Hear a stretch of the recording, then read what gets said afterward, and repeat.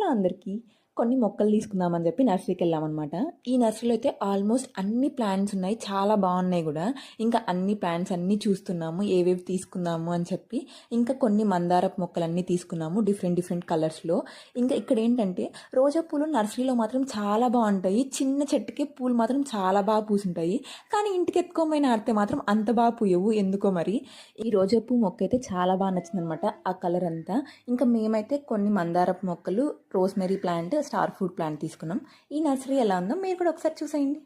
ఏ పువ్వు ఏ తేటిదన్నది, ఏ నాడో రాసున్నది, ఏ ముద్దు ఏ మోవిదన్నది, ఏ పొద్దు రాసున్నది.